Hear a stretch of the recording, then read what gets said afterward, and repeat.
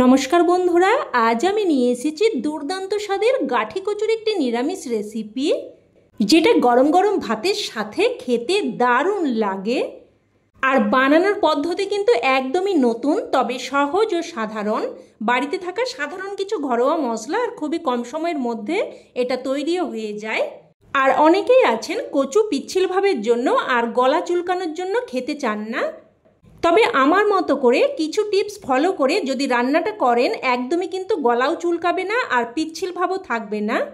তো রান্নাটা তৈরি করার জন্য প্রথমেই আমি এখানে প্রায় 500 গ্রাম মতো গাঁঠি কচু নিয়েছি।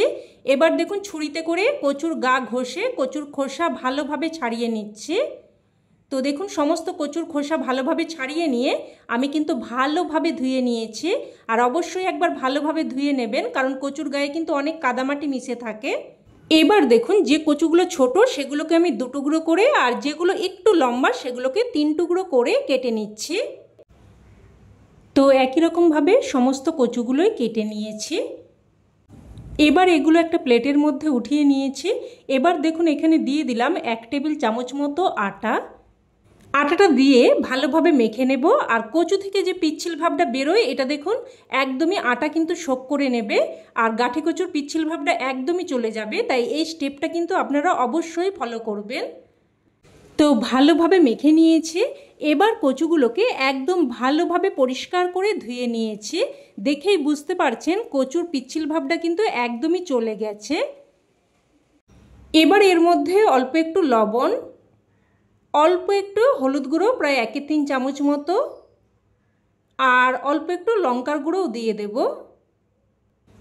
এবার এই লবণ, হলুদ, লঙ্কার গুঁড়ো সব কিছু ভালোভাবে কচুর সাথে মেখে নেব। আপনারা হয়তো অনেক রকমভাবেই গাঠি কচু রান্না করে খেয়েছেন, তবে এইভাবে একবার অবশ্যই কিন্তু বানিয়ে দেখবেন, খেতে ভীষণই টেস্টি হয়। তো খুব ভালোভাবে মেখে নিয়েছি। এবার আমি চলে যাব মূল রান্নায়। তো গ্যাস অন করে কড়াই বসিয়ে এখানে দিয়ে দিলাম প্রায় 2 চামচ মতো সর্ষের তেল। আর এই রান্নাটা কিন্তু অবশ্যই সর্ষের তেলেই বানাবেন।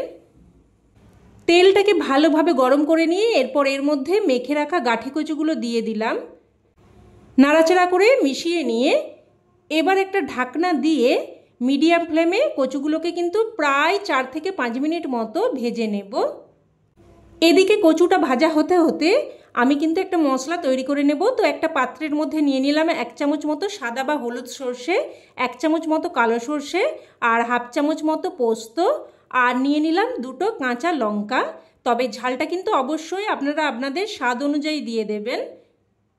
এবার এগুলোকে আমি শিলেতে করে একদম মিহি করে বেটে নেব।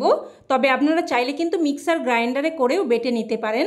সেক্ষেত্রে কিন্তু লবণ দিয়ে প্রথমে মিক্সিং জারটা একবার ঘুরিয়ে তারপর অল্প একটু জল দিয়ে দিয়ে পেস্ট করে নেবেন। তো দেখুন একদম কিন্তু মিহি করে আমি বেটে নিয়েছি।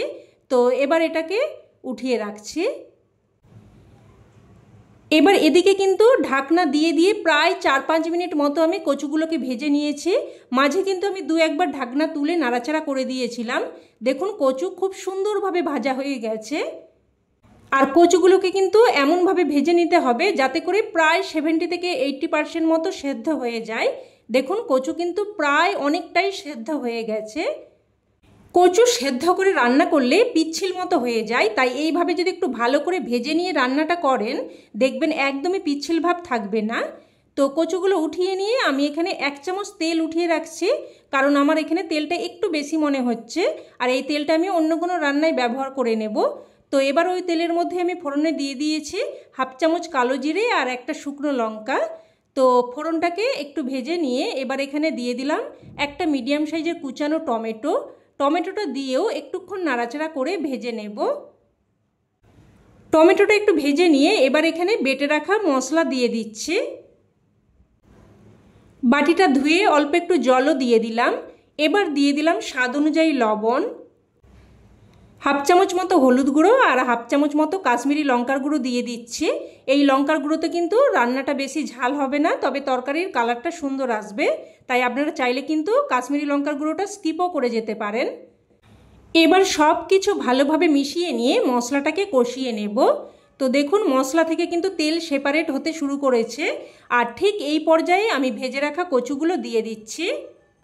এবার আবারও সব কিছু ভালোভাবে মিশিয়ে নিয়ে একটা ঢাকনা দিয়ে লো টু মিডিয়াম ফ্লেমে 2 মিনিট মতো রেখে দিচ্ছি।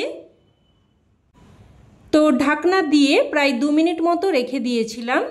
দেখুন মশলার সাথে কচু কিন্তু বেশ ভালোভাবে কষানো হয়ে গেছে। আর এইভাবে কিন্তু একটু বারবার কষিয়ে নিয়ে রান্নাটা করলে যে কোনো রান্নাই কিন্তু খেতে বেশ ভালো লাগে। তো এবার এখানে আমি 1 বাটি মতো গরম জল দিয়ে দিলাম। এবার আবারও সব কিছু ভালোভাবে মিশিয়ে নেব। ভালোভাবে মিশিয়ে নিয়ে ঝোলটাকে ফুটতে দেব। ঝোল ফুটে আসলে এবার একটা ঢাকনা দিয়ে মিডিয়াম ফ্লেমে প্রায় 4 থেকে 5 মিনিট মতো রান্না করে নেব। এবার আমি এখানে একটা স্পেশাল মশলা তৈরি করে নেব।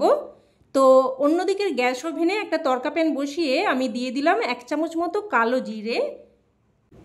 এবার এই জিরেটাকে লো ফ্লেমে নাড়াচাড়া করে ভেজে নেব।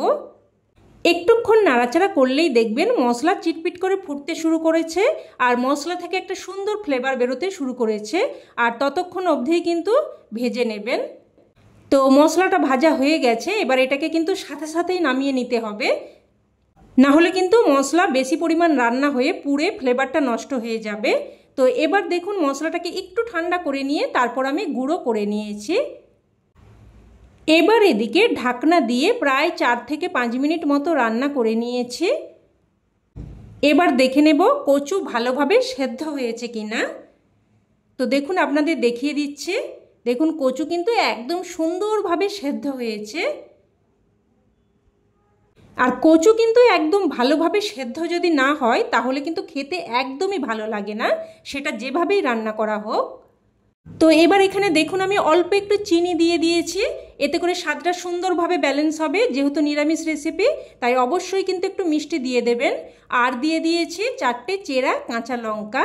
তো চিনি আর চেরা কাঁচা লঙ্কা দিয়ে ভালোভাবে মিশিয়ে নিয়ে এবার এখানে আমি গুঁড়ো করে রাখা কালো জিরেটা দিয়ে দিচ্ছি। আর বন্ধুরা এই ভাজা মশলা কিন্তু এই রান্নার স্বাদকে অনেক গুণ বাড়িয়ে দেবে। তো ভাজা জিরের গুঁড়োটা দিয়ে ভালোভাবে মিশিয়ে নিয়ে এবার এখানে দিয়ে দিলাম কিছু কুচানো ধনেপাতা আর 1 চামচ মতো কাঁচা সর্ষের তেল। এবার কুচানো ধনেপাতা আর সর্ষের তেলটা দিয়ে ভালোভাবে মিশিয়ে নেব। কুচানো ধনেপাতা আর সর্ষের তেলটা দিয়ে ভালোভাবে মিশিয়ে নিয়ে এবার গ্যাসের ফ্লেম বন্ধ করে একটা ঢাকনা দিয়ে 2 মিনিট স্ট্যান্ডিং টাইমে রেখে দিচ্ছি, যাতে করে ধনেপাতা আর সর্ষের তেলের ফ্লেভার তরকারির সাথে ভালোভাবে মিশে যায়। আর রান্না কিন্তু এখন একদম তৈরি। এবার এটা গরমাগরম ভাতের সাথে পরিবেশন করুন, খেতে কিন্তু জাস্ট ফাটাফাটি লাগে।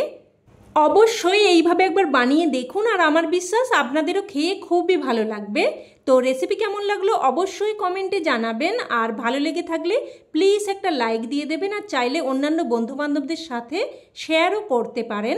আর চ্যানেলের নতুন বন্ধু হয়ে থাকলে চ্যানেলটি অবশ্যই করে সাবস্ক্রাইব করে নেবেন। তো আজ এই অবধি, আবারও অন্য কোনো রেসিপিতে দেখা হবে। ততক্ষণে সকলে ভালো থাকবেন, সুস্থ থাকবেন, আর সকলকে ধন্যবাদ।